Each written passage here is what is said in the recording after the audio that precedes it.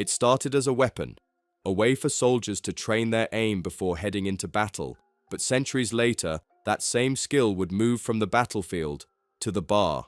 Today, it's one of the most watched precision sports on the planet, filled with rivalries, drama, and million-pound prizes. Yet most people have no idea just how deep its story goes, or how close it came to vanishing entirely. This is the untold history of darts, a game born from war, reinvented by kings, and perfected in pubs. Thousands of years before anyone aimed for a bullseye, the concept of throwing sharp objects for accuracy was a matter of survival. In ancient Greece, warriors practiced their precision by hurling spears at circular targets carved into wood or stone, tests of strength that also trained deadly focus. Roman soldiers carried the same instinct into battle drills, perfecting the art of hitting a mark from distance. These weren't games, they were lessons in control, the kind that decided who lived and who didn't. But the closest ancestor to modern darts wasn't born on a battlefield.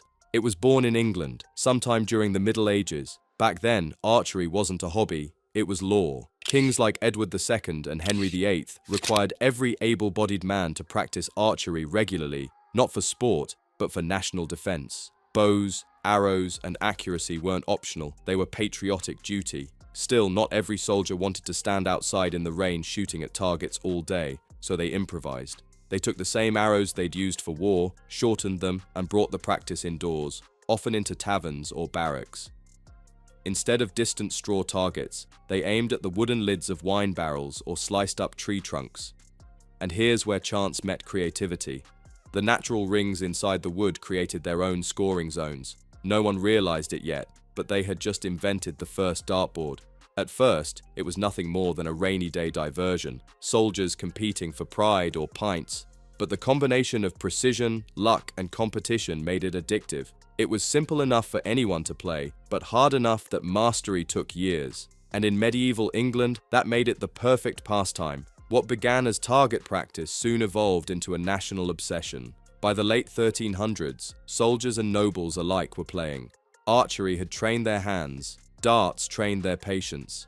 One side of the social divide played for status, the other for beer money, but both knew one truth. Once you hit the perfect shot, you were hooked, and it didn't take long for someone very powerful to notice, because when a certain English king picked up the darts, the game that started in muddy taverns was about to find its way into royal courts.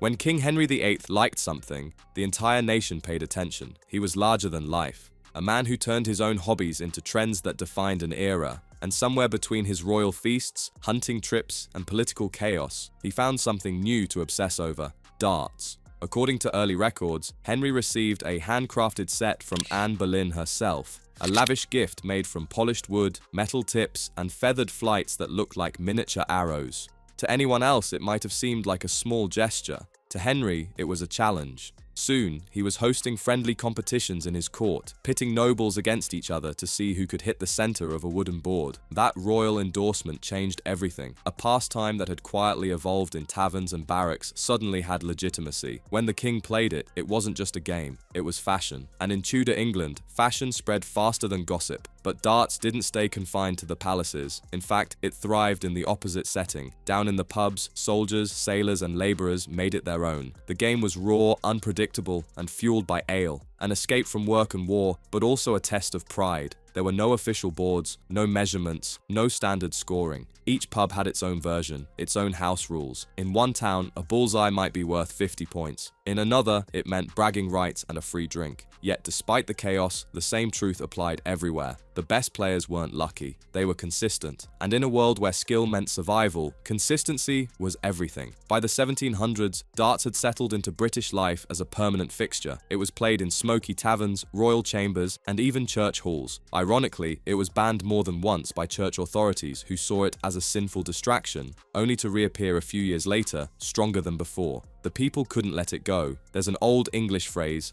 "The pub is the people's palace," and that's where darts truly belonged. It was democratic before democracy. No matter your rank, if you could aim true, you earned respect. And while other sports demanded space, equipment, and money, darts asked for nothing more than a wall, a few arrows, and a steady hand. But as the centuries passed, something was missing. The game had spirit, but not structure. If darts was ever going to become a sport, it needed one thing: rules. And that's when one man, a carpenter from Lancashire, built the foundation that would change darts forever. The year was 1896. In the industrial heart of England, pubs were full, factories were roaring, and somewhere in Lancashire, a carpenter named Brian Gamlin was tinkering with an idea that would rewrite the game. Gamlin wasn't a professional player, at least not in the modern sense. He was a craftsman, the kind of man who saw symmetry in chaos. And he noticed something strange about the way people played darts. There was no real penalty for missing. You could aim for the center, miss by inches, and still score high. It didn't reward precision, it rewarded luck. So Gamlin decided to fix that. He created a new numbering system that punished inaccuracy. Instead of placing high numbers side by side, he alternated them with low ones, forcing players to control their aim with absolute focus. Hit slightly off target, and you'd pay for it. The difference between a 20 and a 1 was now just a few millimeters. It was genius. That simple twist turned darts from a casual pastime into a genuine test of skill. The modern dartboard, the one hanging in bars around the world today, still uses Gamlin's system more than a century later. With a fair scoring system in place, the rest followed quickly. Pub owners began marking designated areas for play, raised oki lines, proper distance measurements, and boards set at a standard height. Suddenly, players from different towns could compete under the same conditions. And competition is where everything changes. By the early 1900s, informal pub tournaments were turning into organized events. Local champions emerged, men who were legends in their own neighborhoods. They weren't athletes by trade. They were miners, dock workers, and factory men who spent their wages chasing perfection on a wooden board. And soon, someone had the idea to find out who was the best of the best. In 1925, the National Darts Association was formed. It was the first attempt to standardize the sport, official rules, approved equipment, and organized play. Just 2 years later, the news of the World Tournament became Britain's first national darts championship. The stakes weren't huge. The winner, Jim Pike, took home just £6, about $380 in today's money. But the moment was monumental. For the first time, darts had structure, recognition, and an audience. People packed pubs not just to drink, but to watch. It was raw, loud, and electric, the air thick with smoke, the sound of darts striking wood echoing like drum beats. And for those who played, it was no longer just about winning a pint. It was about earning glory. From there, darts evolved fast. By the 1930s, nearly every pub in Britain had a board. Local leagues exploded. Newspapers began printing scores and names. Darts had gone national, but it wasn't yet respected. To outsiders, it was still a pub game, not a sport. A pastime for drinkers, not athletes. That perception would take decades to change. But inside the pubs, something was happening, something no one could ignore. The talent level was skyrocketing. Players who once threw casually were now studying angles, memorizing scores, calculating finishes in their heads before the final dart even left their fingers. The casual game of luck was turning into a science of precision, and soon, the rest of the world would see it too. Because once the cameras turned on, darts would never be the same again. What began in back rooms and beer halls was about to explode onto television screens across the nation.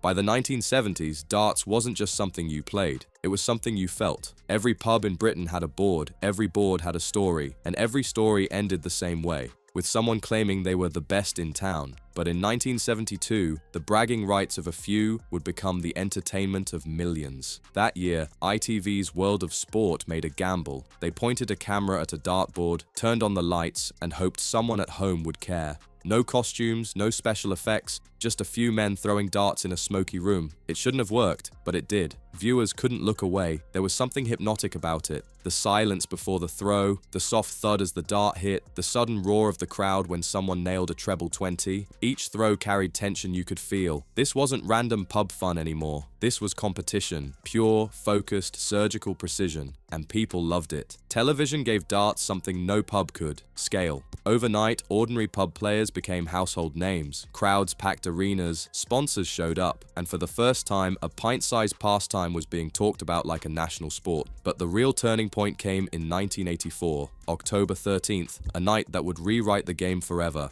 At the MFI World Match Play, John Lowe stood at the oki, calm as stone, locked in a match that would make history. 9 darts later, perfection. The first ever televised 9-dart finish. In that moment, darts proved something to the world. That precision, under pressure, could be as thrilling as any goal, knockout, or finish line. The crowd erupted, the commentators lost their minds, and Lowe, stone-faced, walked back as if it were nothing. That clip would be replayed for decades. The moment darts grew up, it wasn't just about hitting a target anymore, it was about mastery under pressure, and the cameras had caught it in real time. But that one throw did more than set a record. It created an expectation. Fans now believed perfection was possible, and players started chasing it relentlessly. Every televised match carried that silent question. Could someone do it again? The 1980s became the golden age of televised darts. The BBC joined in, broadcasting tournaments to millions. Names like Eric Bristow, John Lowe, and Jockey Wilson became celebrities. They weren't just players, they were characters. Bristow, the crafty Cockney, was brash, charismatic, and calculated. Wilson was explosive and unpredictable, a natural showman who could make a crowd lose its mind. The sport was electric. Prize money exploded. By the late 1980s, darts was drawing television audiences that rivaled football. Pub players were now professional athletes traveling the world, playing for sums that once seemed impossible. But behind the cheers and sponsorships, cracks were forming. The sport's growth had been fast, maybe too fast, and while the cameras focused on the champions, the system holding it all together was starting to collapse. Television had made darts famous, but fame demands more than exposure. It demands structure, and that's where things began to fall apart. Because just as darts reached its peak, the people running it started tearing it apart. What followed wasn't just a disagreement, it was war. Success changes everything. It brings money, attention, and opportunity. But it also brings conflict, and in the early 1990s, darts was on the brink of all three. For decades, the British darts organisation, the BDO, had been the governing body. They built the tournaments, managed the rankings, and controlled the sport's image. But by the early 90s, that image was fading fast. Television coverage was dropping, sponsors were walking away. The once glamorous sport was now seen as slow, outdated, and trapped in its pub roots. The players, the ones whose names had made darts famous, were watching their income and exposure shrink. And they weren't going to stay quiet. In 1992, 16 of the world's top players, including Phil Taylor, Eric Bristow, Dennis Priestley, and John Lowe, decided they'd had enough. They broke away from the BDO and formed their own organization, the World Darts Council. Their mission was simple: build a better version of darts, one that respected players, attracted sponsors, and treated the game like a professional sport, not a pub distraction. But the BDO didn't see it that way. They saw betrayal. Within weeks, the breakaway players were banned from BDO events. The two sides went to court. Venues had to choose sides. Commentators, sponsors, even fans were forced to pick who they stood with. The sport that had united Britain was suddenly divided in two. It was chaos. Two world championships, two governing bodies, players switching sides, lawsuits flying, careers hanging by a thread. The newspapers called it the Darts Civil War.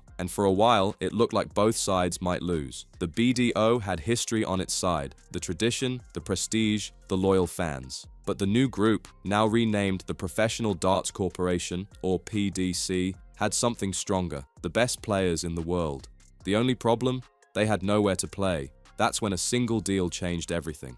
The PDC landed a partnership with Sky Sports. At the time, Sky was young, aggressive, and desperate for content that felt exciting. They saw something in darts that the BBC didn't: potential. Sky didn't just broadcast darts, they transformed it. They turned walk-ons into rock concerts. They gave players theme music, pyrotechnics, and smoke-filled entrances. Crowds weren't quiet anymore. They were roaring, chanting, waving signs. Darts had become entertainment, not just competition, and with that, the balance of power started to shift. By the late 1990s, prize money in the PDC was dwarfing the BDOs. Sponsors followed the excitement, fans followed the players. The PDC had built a new identity: fast, modern, and unapologetically loud.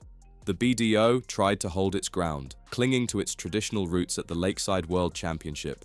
But every year, the stage looked smaller, the audience quieter, the prize money thinner. The gap grew wider until, by the 2000s, there was no question left to ask. The PDC wasn't the rival anymore. It was the main event. Phil Taylor's dominance through the 2000s sealed it. He became the face of darts, not just as a player, but as a symbol of what professionalism looked like. Every perfect leg, every high checkout, every trophy lifted under Sky's blinding lights pushed the sport further from its smoky past. Meanwhile, the BDO limped along, losing sponsors, losing players, and eventually losing relevance. By 2020, after decades of trying to stay alive, it collapsed completely. The organization that had once ruled darts was gone. The PDC had won, but that war, bitter, messy, and full of personal grudges, did something vital. It forced darts to evolve. It turned a quiet, pub-born pastime into a modern global sport with lights, music, and million-pound tournaments. It gave players a stage big enough to match their ambition, and it gave fans something no one expected: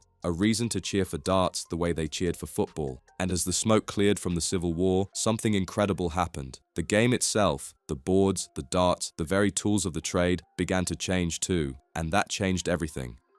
After the chaos of the darts Civil War, something remarkable happened. The noise quieted, the lawsuits ended, and what remained was a game stronger, faster, and more precise than ever. But that transformation didn't just come from better players, it came from better tools. Darts, like any sport, evolved through engineering, and every small improvement, every gram of weight, every shift in balance shaped how the game was played. It all started with the dart itself. In the early 1900s, darts were still made from wooden bodies with metal tips and feather flights. They looked elegant, but they were wildly inconsistent. One dart might be slightly heavier than another. A bent tip or uneven feather could throw off accuracy by inches. At the highest level, that wasn't just bad luck, it was sabotage. Then came brass. By the 1920s, players discovered that brass darts could be mass-produced with consistent weight and shape. It was a revolution. For the first time, players could practice knowing their equipment would behave the same every throw. But brass had a problem: it was bulky. If you wanted your dart heavy enough to fly straight, it had to be thick. And that meant one thing: crowding. 3 darts landing in the same small section of the board, especially the treble 20, was nearly impossible. The next evolution solved that instantly: tungsten. By the 1970s, it became the metal of choice. Denser than brass, tungsten allowed for slimmer darts with the same weight. That meant tighter groupings, fewer deflections, and more chances at perfect scores. Players could now stack darts closer together, a total game changer. That shift didn't just make the game cleaner, it made it more aggressive. Players began aiming for narrower targets, knowing their equipment could handle it. The 183 treble 20s in one visit became the new symbol of perfection. It wasn't just skill anymore, it was science, mixed with precision engineering. Every pro developed personal preferences, grip patterns, barrel tapers, custom weights.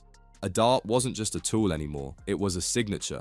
One player's perfect design might feel completely wrong to another, and at the elite level, the tiniest variation could break rhythm, confidence, even performance. This wasn't superstition, it was calibration at the edge of human precision. But it wasn't just the darts that changed, the board did too. Early dartboards were made of elm wood, soaked in water to prevent cracking. Players had to rotate them constantly to stop the holes from wearing out. Miss too many trebles and your board looked like a battlefield. Then, in 1934, a new material appeared: sisal fiber, the same tough plant used to make rope. When compressed tightly together, it created a self-healing surface. Pull the dart out, and the fibers would close back up. No splinters, no cracks, and far less maintenance. That innovation changed the sport overnight. For the first time, every player from pub regulars to world champions had a consistent playing field. The game became about precision, not conditions. Then came a smaller but equally important detail: the treble ring. Before that, the bullseye was the main scoring focus. But with the treble added, suddenly the highest scoring area wasn't in the center, it was at the top of the board, the treble 20.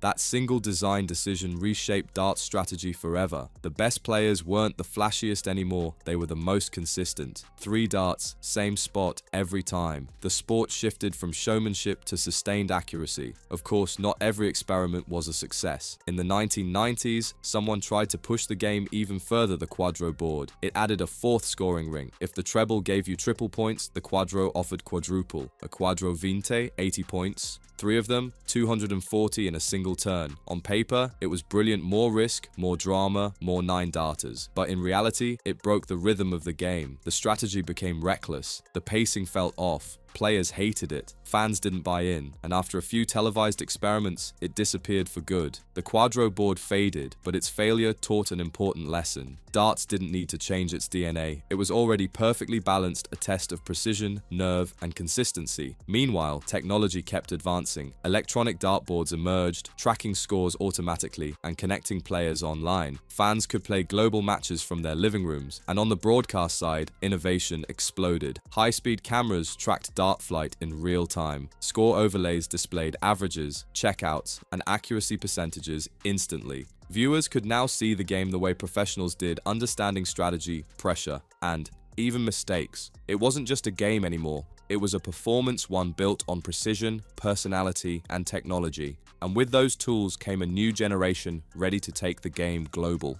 Because what started in the pubs of Britain was about to go worldwide, and no one could have predicted which country would fall in love with it first. For centuries, darts was British through and through, born in taverns, raised in pubs, and televised from smoke-filled halls. But in the late 1990s, something unexpected happened. The world started paying attention. The first spark came from the Netherlands, and one man, Raymond van Barneveld. In 1998, Barney won his first BDO World Championship. To the rest of the world, it was just another trophy. But in the Netherlands, it was a cultural explosion. Darts had barely existed there as a spectator sport. Suddenly, it was everywhere. On television, in bars, in living rooms. Barney wasn't just a champion, he was a hero. A postal worker from The Hague who'd gone toe-to-toe with the British greats and won. He proved that darts didn't belong to one country anymore. It belonged to anyone willing to master it. Dutch fans embraced the sport with a passion no one saw coming. Tournaments in Holland sold out instantly. Flags, chants, and orange smoke-filled arenas. And when Barney later crossed to the PDC, beating Phil Taylor in a legendary 2007 final,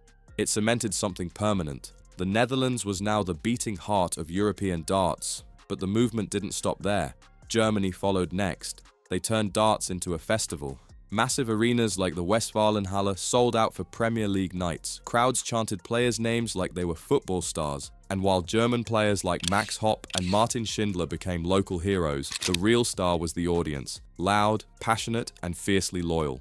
From there, the sport spread faster than anyone expected. Australia produced talents like Simon Whitlock and Damon Heta, proving geography meant nothing when your aim was true. The USA flirted with darts on and off, but every few years, a player like Danny Baggish or Larry Butler reminded the world that America could still throw down when it mattered. And then came the region few expected, Asia. Names like Paul Lim, Haruki Muramatsu, and Seigo Asada started appearing in tournaments once dominated by Europeans. At first, they were seen as underdogs, curiosities in a Western game, but that didn't last. Their calm, calculated styles and technical precision began taking down veterans one by one. Suddenly, darts wasn't just British, it was global. Every new region brought its own culture, its own energy. Dutch fans brought color and noise, Germans brought organization and scale, Asian players brought discipline and precision. Together, they reshaped the identity of the sport. And perhaps the most remarkable thing, darts was doing this without massive infrastructure or billion-dollar investments. All you needed was a board, a set of darts, and the determination to improve.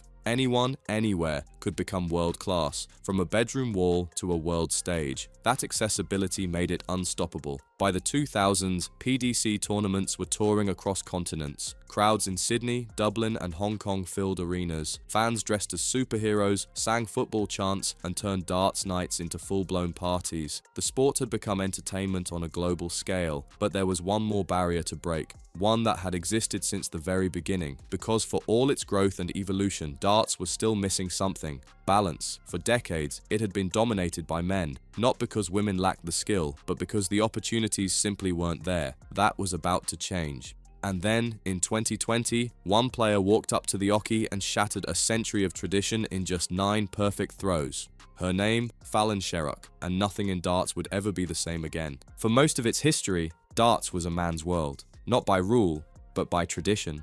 It grew out of pubs where women weren't even allowed to play, let alone compete.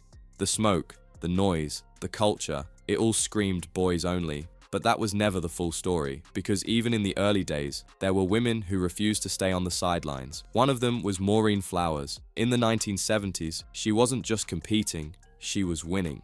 Against men, regularly. She was calm, precise, and utterly fearless. She didn't raise her voice or play to the crowd, she just hit her targets again and again until the men realized they were being outplayed. Flowers became the first woman to compete seriously on the men's circuit. She wasn't just a pioneer, she was proof. Proof that talent had nothing to do with gender and everything to do with composure. But after her era, momentum stalled. The women's game became an afterthought. Smaller prizes, less airtime, and fewer opportunities. While the men played under bright lights and TV cameras, women's matches were often tucked away, untelevised, barely mentioned. It wasn't because the talent disappeared, it was because no one was watching, until one night changed everything. December 17th, 2019. Alexandra Palace, London. The PDC World Championship, the biggest stage in the sport. A young English player named Fallon Sherrock stepped up to the oche. Most people didn't expect much. No woman had ever won a match at this level before, but Fallon wasn't there to make history. She was there to throw darts, and that's exactly what she did. First, she beat Televised. Then, to everyone's shock, she took down Mensur Suljovic, one of the top 10 seeds in the world. Every dart she threw tightened the crowd's grip on reality. The noise was deafening, the emotion real. When the final double landed, the arena erupted. Fallon Sherrock had just done what no woman before her had, and she did it with calm grace and total command. She wasn't just playing, she was rewriting the story of darts right in front of the world. Overnight, Fallon became an icon. Front page headlines, TV interviews, a wave of new fans, many of them young girls who'd never thought of picking up a dart in their lives. And the impact didn't stop with her. Lisa Ashton, a four-time women's world champion, earned her PDC tour card through Q School, the same brutal qualification route every male player had to take. No special treatment. She made it on merit alone. Mikuru Suzuki, from Japan, quietly began dismantling opponents with her ice-cold precision, introducing an entirely new fanbase to the sport. And then came Bo Greaves, barely in her 20s, throwing match averages that could hang with the men's field. Her rise wasn't a fluke, it was a warning. The next generation was here, and they weren't asking for permission. This wasn't token representation. It was a shift in standard. Women weren't just proving they could compete. They were forcing everyone, fans, organizers, and players, to evolve. The glass ceiling didn't shatter in one moment. It cracked, splintered, and finally gave way, one perfect dart at a time. And just like that, darts, a sport born from soldiers and taverns, became a proving ground for equality. Not because of slogans or speeches, but because of skill. The oche doesn't care who you are, only where your dart lands. But as darts broke new barriers, one truth remained. The game has always lived in the tension between control and chaos. And its story, like every perfect leg, had one final throw left. Today, darts is unrecognizable from where it began. The muddy English taverns are gone, replaced by packed arenas with flashing lights and roaring crowds. Where soldiers once threw at wine barrels, professionals now play under global broadcasts, with slow-motion replays capturing every flick of the wrist. It's a billion-pound industry, a cultural export, a sport that somehow blends the intensity of chess with the roar of a rock concert. But beneath the spectacle, beneath the sponsorships, the pyrotechnics, and the global tours, lies something far older, something that never changed. At its core, darts is still about control. 3 throws, 3 chances. No teammates, no excuses. Just you, a board, and a heartbeat you can't quite silence. That's what makes it timeless. No matter how advanced the technology becomes, no matter how flashy the production gets, the challenge is always the same. Hit your mark. Yet, like every sport that rises too fast, darts has its shadows. Where fame and money go, temptation follows. Over the years, whispers of match manipulation and quiet controversies have surfaced. Moments when players, pressured or desperate, crossed the line. Most were caught, some weren't. And that's the strange duality of darts. A game built on honesty and accuracy, forever flirting with human imperfection. Still, those moments don't define it. What defines darts is resilience. The same resilience that carried it through centuries of change. From war camps to royal courts, from smoky pubs to television studios. Every era added a new layer. The soldier's discipline, the king's indulgence, the pub's camaraderie, the professional's precision, the fan's roar. All of it converged into a single image, a dart slicing through silence, hitting its mark with a sound that needs no commentary. That's why darts endures, because in a world full of noise and distraction, it's one of the few sports where success depends on total focus. 3 seconds of perfect stillness before everything erupts again, and perhaps that's what makes it beautiful. For all its history, all its evolution, and all its chaos, the heart of darts hasn't changed in hundreds of years. It's still a battle of nerves, a game of inches, a moment suspended in air between failure and perfection. From the medieval fields to the global stage, darts has never missed its target. It just kept finding new ones. But if you think darts is all about precision and sportsmanship, think again. because behind the calm faces and steady hands are players who bent the rules, rigged the scores, and nearly destroyed everything. Click here to watch the dark side of darts, the biggest cheaters in the game's history, and how some of them almost got away with it.